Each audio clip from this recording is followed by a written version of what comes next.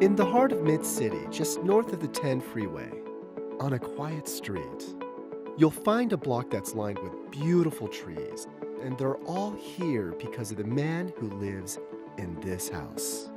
His name is Brent Green, and when he first moved to Mid-City, the few trees on his block were sick and dying. So he planted new trees on both sides of his street. A few years later, his block is the envy of his neighborhood. So how many trees did you plant on this block? Well, I planted a lot of them, actually. I planted those over there, the tipu tree, that sycamore tree over there blowing, and then when I planted that, the 2 palms, all the trees leading up this way here. And his own house? 10 years ago, it started out like this. Now it looks like this. And his backyard went from this to this. This was all dirt when I moved in. Unbelievable. Wow. This is like a wonderland. I'm really glad you like it. You know, it's become my outdoor room. I have a little 1,100 square foot Spanish house in Mid-City, and this has become the biggest room in my house.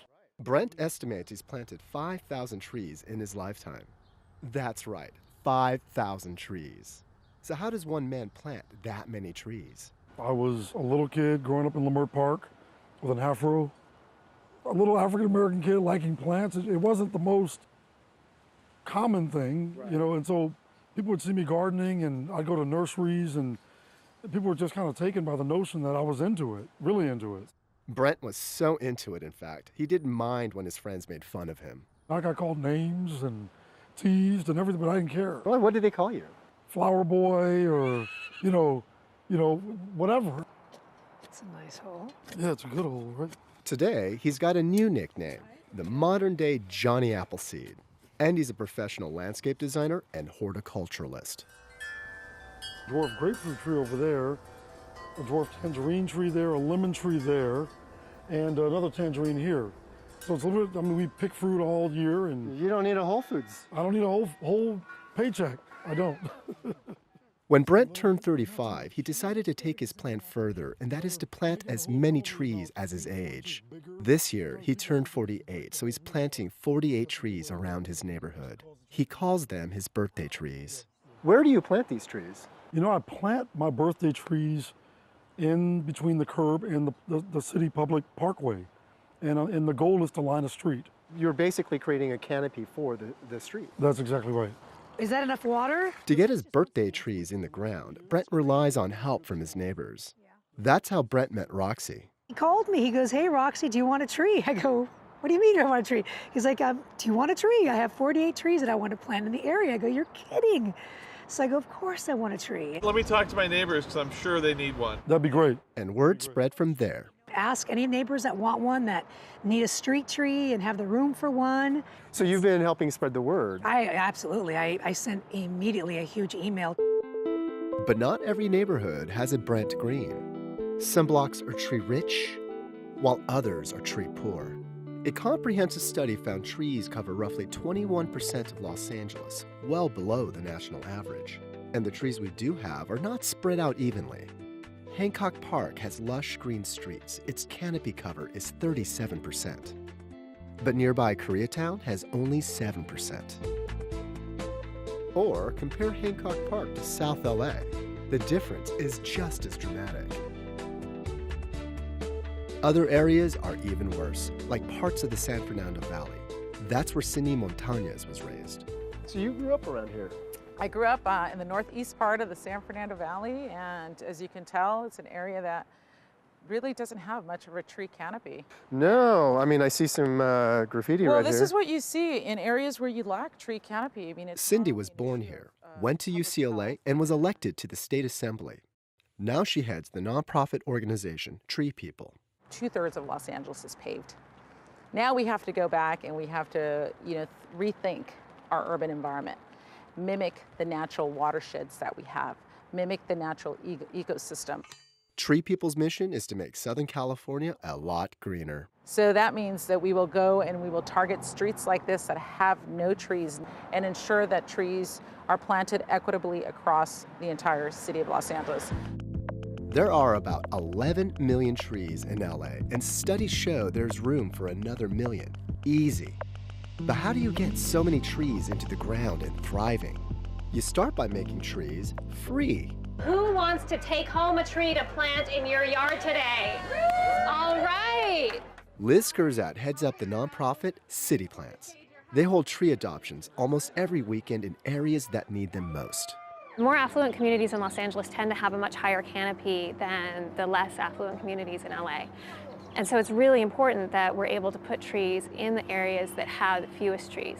So how many trees are you giving away today? 200. Wow. Yeah. What kind of trees? We have crepe myrtle, we have sweet shade, Drake Chinese elm, fruitless olive, the native sycamore, and the bronze loquat. This family was happy to adopt a free tree. And she chose a guava tree. Para que mi casa se vea bonita, más verde, más colorida, igual que mi familia. City Plants also teaches people like me how to plant trees. All right, let's do it. Green thumbs, not required. Sweet. Awesome. Even city officials rolled up their sleeves and joined volunteers. They want to plant 1,800 trees along the Vermont corridor. I'm just holding the tree for you. Councilman Curran Price's district in South LA needs more trees. Looks like rain today. It is. As a matter of fact, I think it's raining for a good cause. We're planting trees, and this is a great way to demonstrate that we're doing the right thing at the right time. Okay, so everybody give Alex a big round of applause. Yay! We're protecting our environment and making a statement. The tree canopy in this area is very poor. What can the city do to improve our green infrastructure? Well, we certainly should be encouraging more of these tree planting activities. So what does it cost the city to plant a tree? A tree just by itself in the ground is a little over $200. Down. But that's only if the ground isn't covered with concrete. If you want to plant in a low canopy area like this, usually there's concrete, so we have to open up the well and we have to cut the concrete, and that costs over $400, almost $500. But studies show that over 35 years, a tree provides $1,600 in benefits, including higher property values and more customers for businesses.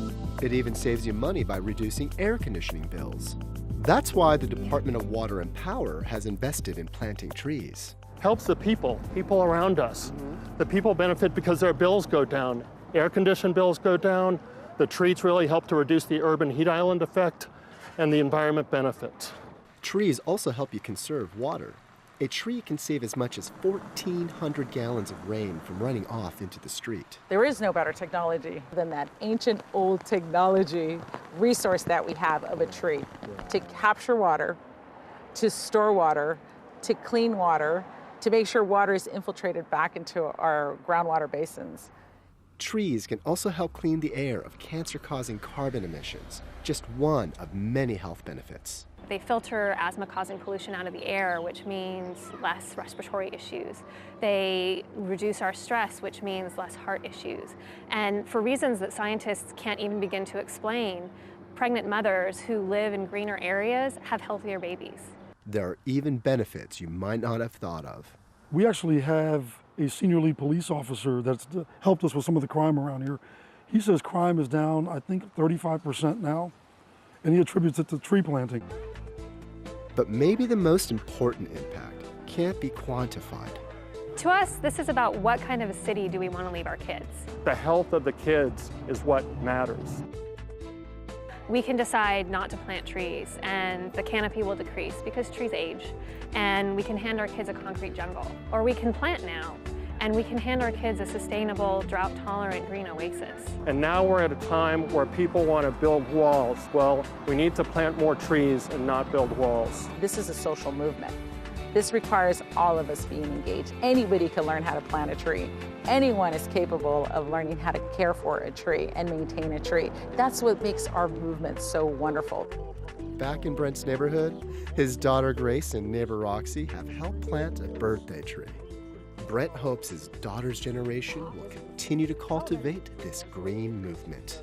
I just have always believed that, if you plant the right thing in the right place, over time it becomes something really beautiful and can change the environment. I'm Nick Cha Kim for SoCal Connected. You can learn a lot more about trees, how to plant them, how to choose the right kind, and where to get a free one. All of these resources are on our website at socalconnected.org/tree canopy.